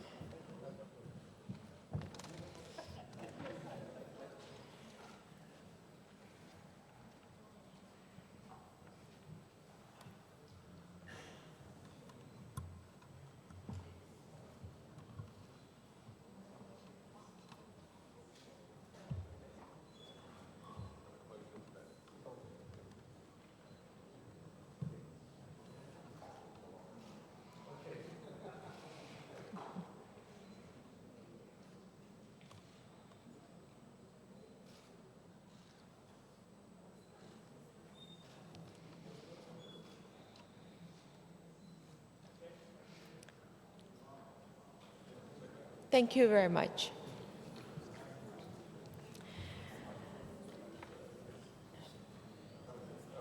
Well, thank you very much to our dear panelists for this very fruitful session. Now next, we have the announcements of the ITU EU project, Capacity Development for Digital Transformation. May I please invite once again Dr. Cosmas Zavazava, Director Telecommunication Development Bureau, ITU, Mrs. Jihan Al-Marbati, Head of UNDP Bahrain, and Mr. Thomas Jurgensen, Head of Trade and Economic Affairs, European Union Delegation to Saudi Arabia, Bahrain, Oman, and Qatar, to come on stage and take their seats for the announcements. And of course, I'd like to hand the floor over to Mr. Angel Drav, Senior Project Manager, Capacity and Digital Skills Development, ITU, to introduce the session and panelists.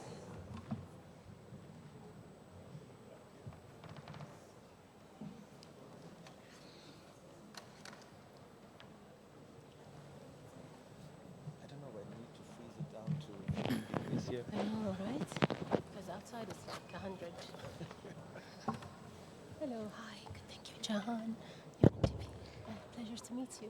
Excellencies, ladies and gentlemen, good afternoon. What an insightful high-level dialogue we just had, and it is now time to announce a concrete example of an important project that is addressing some of the needs identified by our speakers a few minutes ago. So my name is Angel Draev. I'm a senior project manager at the ITU Capacity and Digital Skills Division in the Development Bureau. And it is my pleasure to announce that we will have a session that will announce the project Capacity Development for Digital Transformation. We have 3 distinguished speakers today who will each give an insight of the project's objectives, activities, and future direction. I have the pleasure to announce 3 of them: Dr. Cosmas Zavazava, Director, ITU Telecommunication Development Bureau; Ms. Jahan Al-Murbati, Head of the UNDP office in Bahrain; and Mr. Thomas Jurgensen, Head of the Economic and Trade Section in the EU delegation in Saudi Arabia, Oman, Bahrain, and Qatar. Without further ado, please let me invite Dr. Cosmas Zavazava for his remarks. Thank you.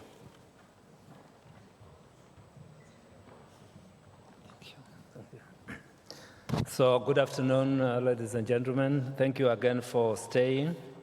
I will make very brief remarks to acknowledge our very resilient partnership with the European Commission, who have been supporting a lot of our projects. But we cannot do it all by ourselves. UNDP has been very instrumental in the field, working with us to drive the digital transformation agenda.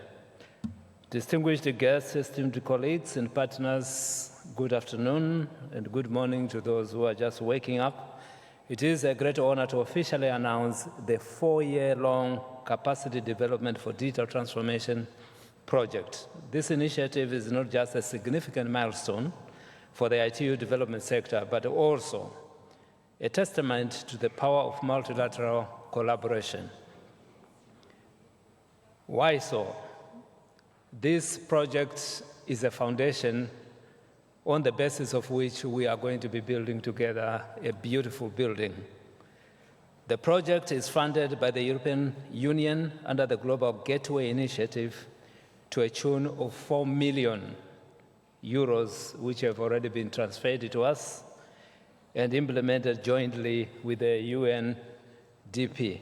This is a great trilateral partnership for us and for you, and it could not be more timely. Digital transformation is no longer a distant concept. It is an immediate necessity, as we all know.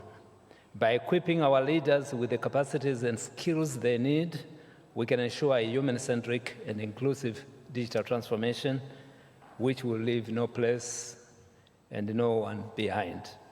In the International Telecommunication Union's Telecommunication Development Bureau, our mission is to foster global connectivity and bridge the digital divide together with the skills divide and innovation divide.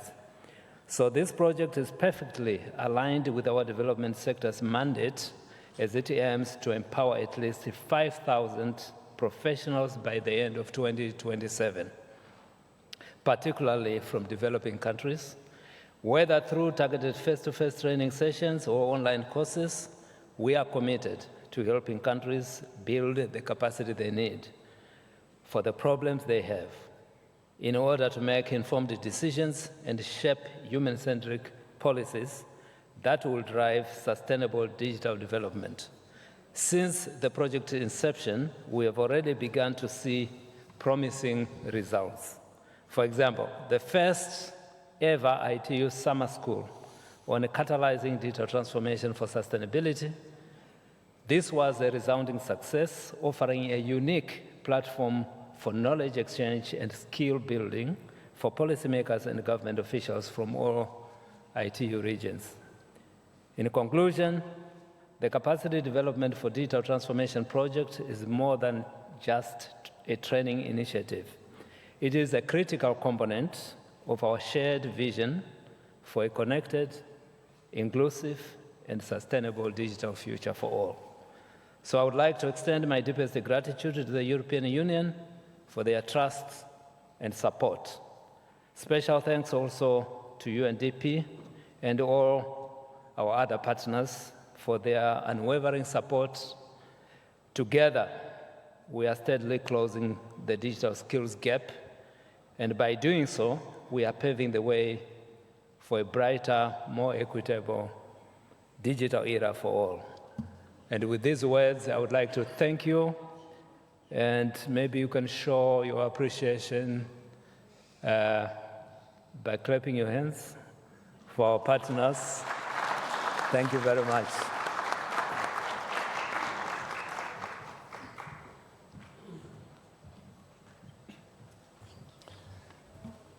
Thank you very much, Director. Thank you for sharing with us how the project aligns with ITU development sector's missions as objectives, and also for sharing an example of implementation of an impactful activity that has already happened. And now it is my pleasure to invite Ms. Jehan Al-Murbati from UNDP to share UNDP's perspective and why they participate in the project. Please.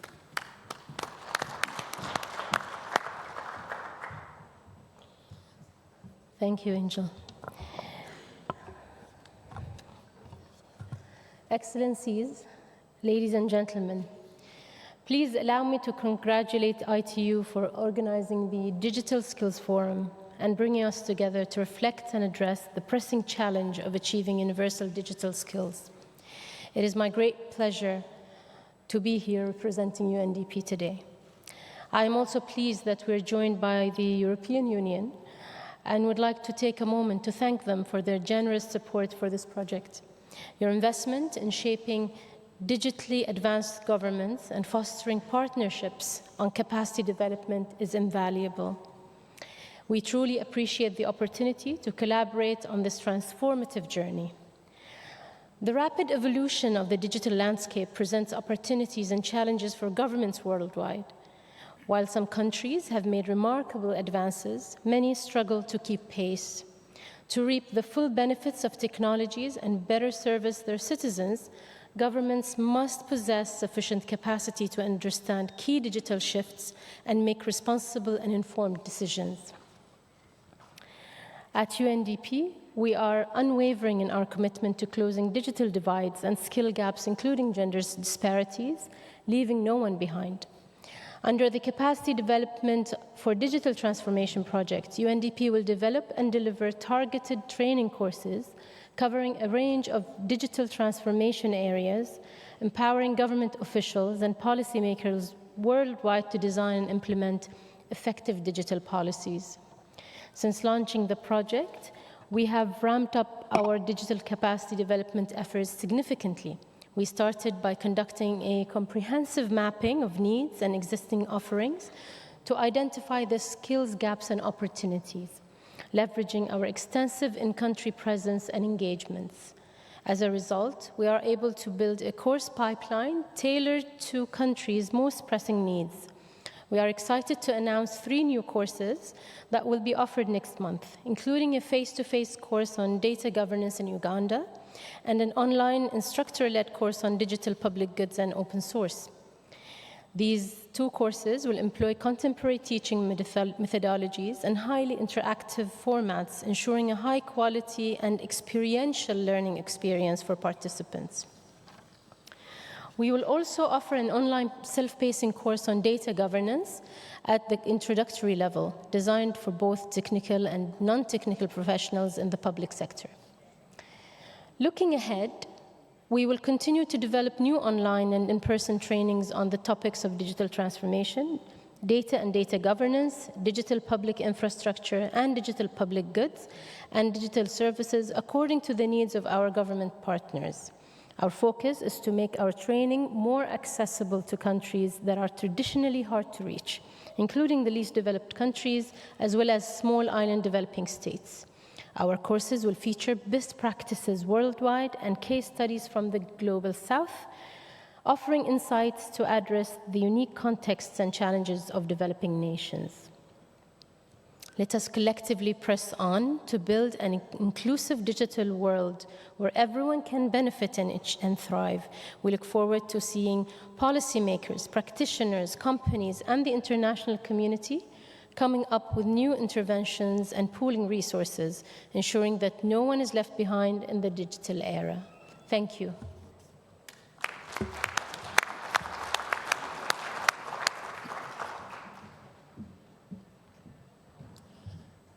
Thank you, Ms. Al-Murbati, and thank you for UNDP for being a great partner. And it's insightful to see all the amazing activities that you're implementing. Without further ado, this project would not have happened without the support by the European Union. So please allow me to invite Mr. Thomas Jurgensen to share why EU has decided to partner with ITU and UNDP on a project related to digital skills and digital transformation.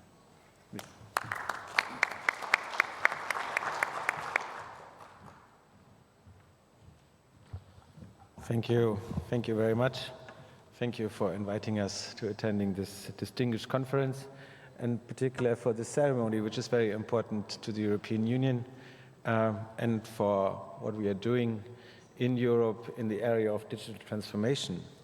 As we have heard, the project, 4 million euros over 4 years, it's aiming at educating, teaching, and training 5,000 officials, stakeholders, regulators, and from around 20 developing countries. That's the objective.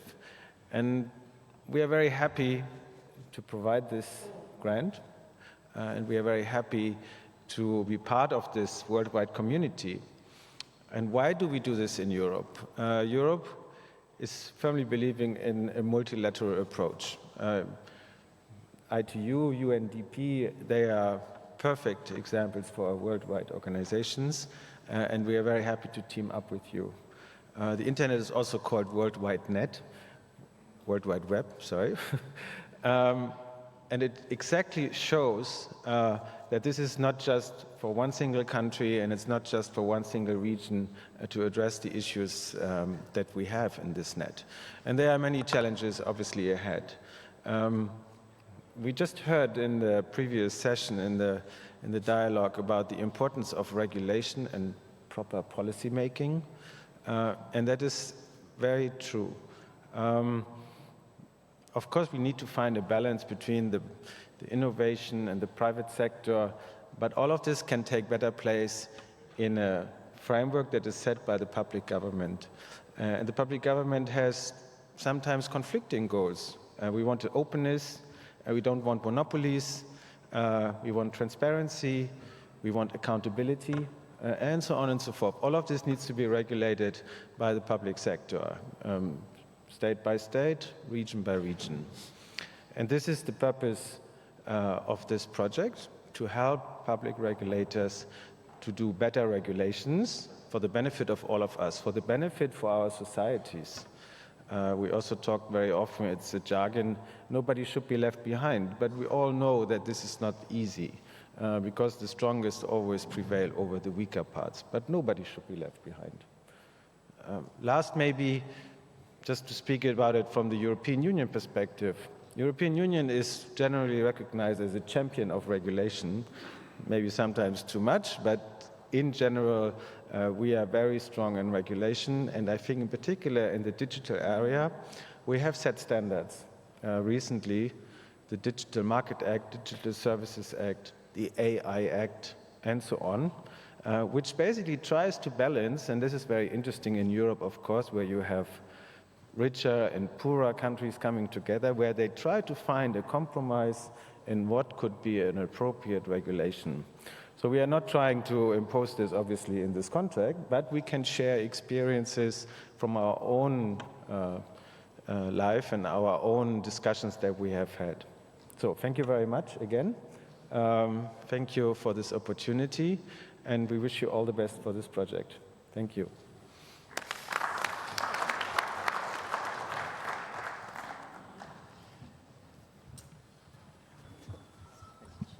Thank you very much, Mr. Jurgensen, for sharing EU's perspective. And with this, ladies and gentlemen, I think we can officially announce the project. So before I hand back to Sara, may I just invite the speakers for a group photo to memorize this important moment?